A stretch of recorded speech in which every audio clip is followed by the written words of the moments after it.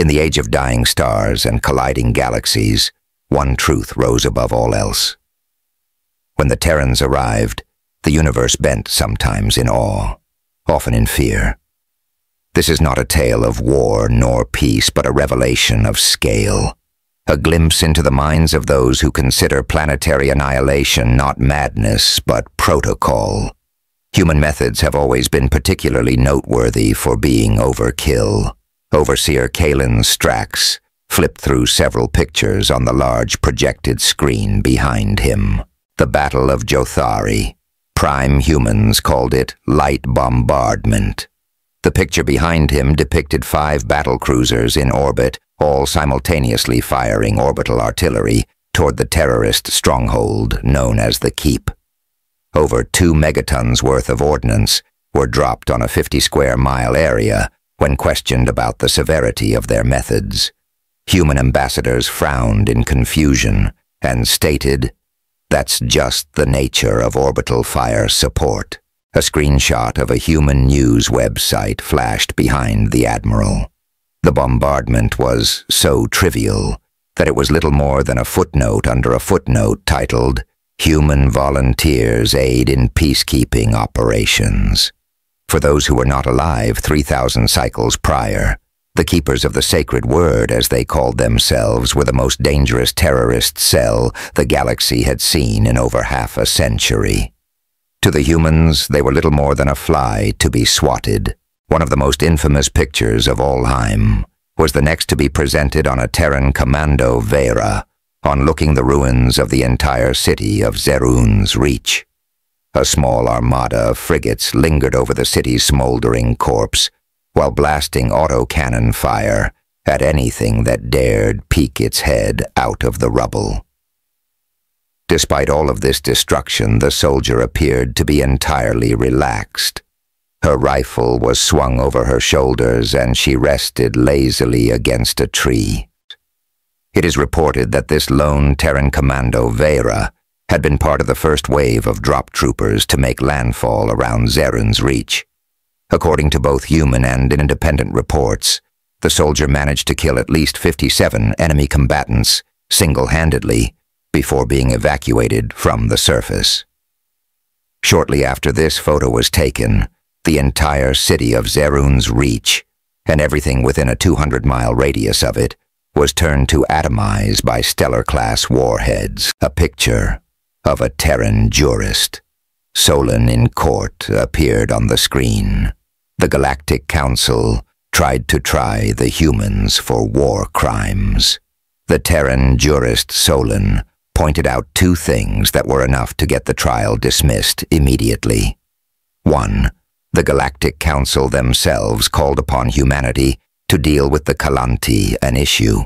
And 2nd, several deadly viruses were released from the Zerun's Reach biological research facility in an attempt to drive off human forces. The lawyer put it best, arguing that humanity was faced with the prospect of losing a city or losing an entire planet. We chose to destroy the city before it could destroy itself. Overseer Kalen Strax took a long drink of water before continuing. I'd like to remind all of you that humans atomized Zerun's Reach as a concession.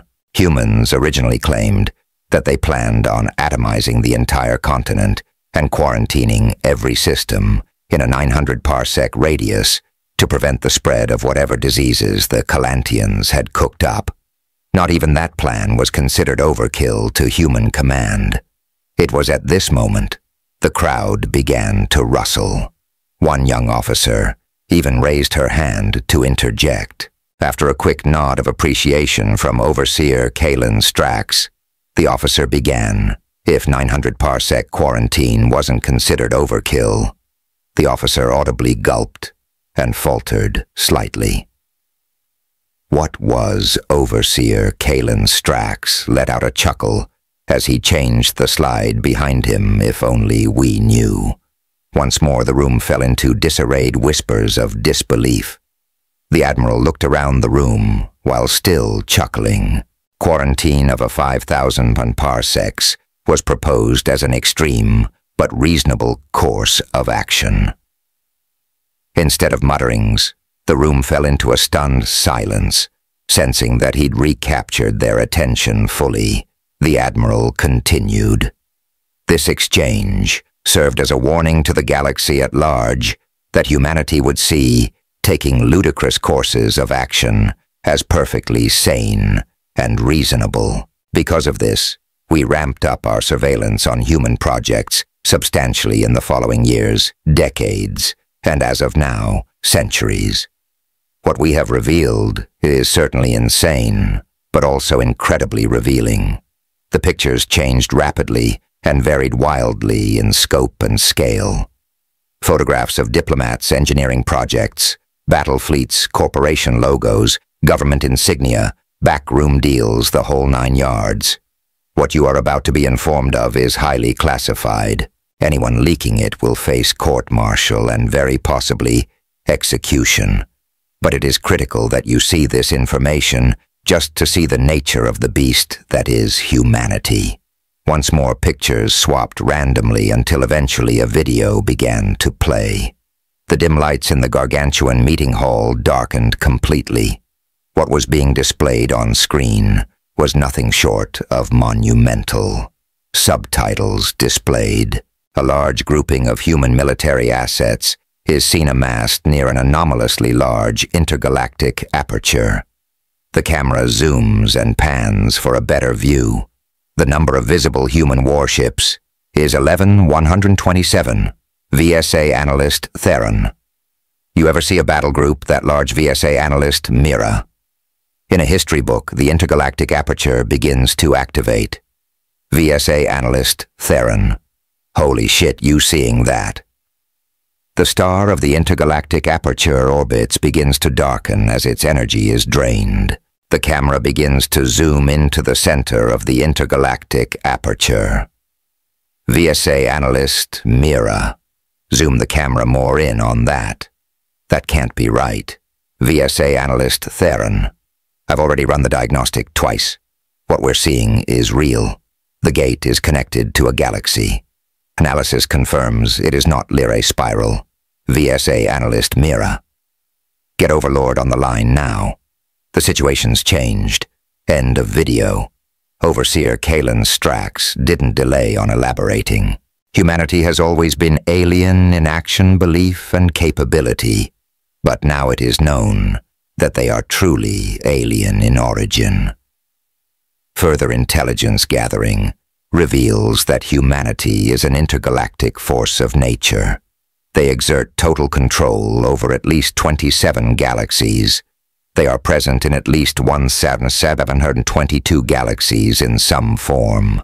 Some estimates place them at over 10,000 galaxies under their influence. Picture after picture of galaxy megastructure, superfleet, megacorporation, politician, and scientist flashed on the screen. There was so much information that several officers in the crowd were growing lightheaded. What we are dealing with is a Type 3 civilization 100-fold. To them, 1,000,000 stars is little more than a drop in the bucket. 100 light-year quarantine isn't even an inconvenience. It's just business as usual.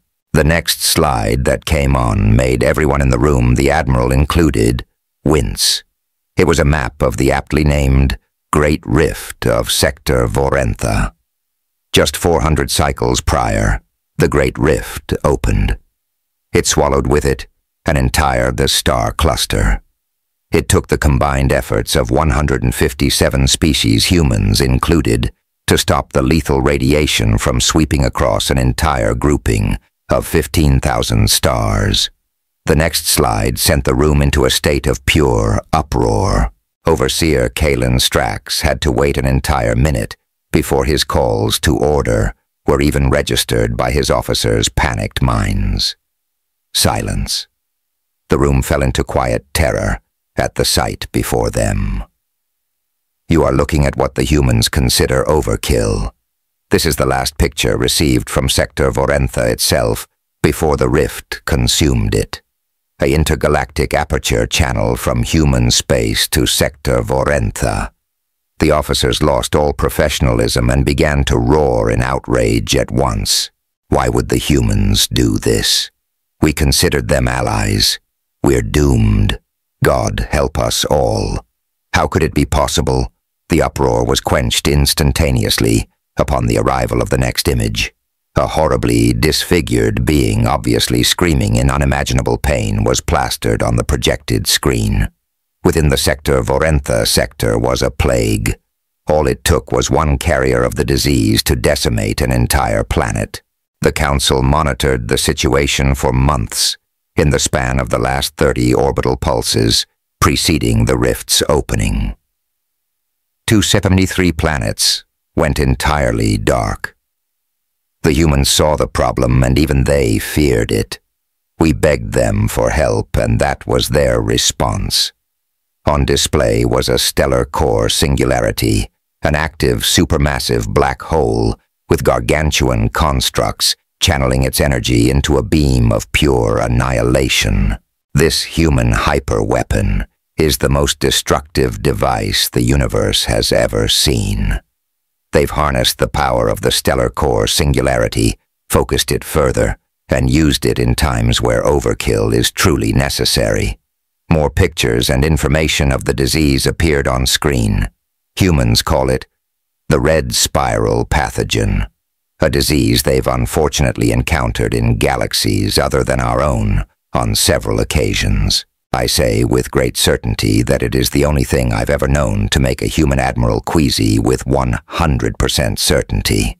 Overseer Kalen Strax surveyed the room for a good long while before concluding his brief. I'm sure you are all now wondering what to do with this information. Unfortunately, I can only say that this information is purely useless to all of us. We exist at humanity's whims and could be eradicated just as easily. My final wisdom to all of you is this: humans have proven time and time again to be nothing if not helpful. They show no signs of undue aggression, form treaties, broker peace. They check all the boxes of a civilized species. What I'm telling you is under no circumstances go against the grain with humanity. They know best, and have enough firepower to make us see or blind us with it should they see fit. Standard practice to them is apocalypse to us. Overkill to them is annihilation to the whole universe. What I'm telling you is don't bring a cruiser to a stellar core singularity fight. In short, don't piss the humans off.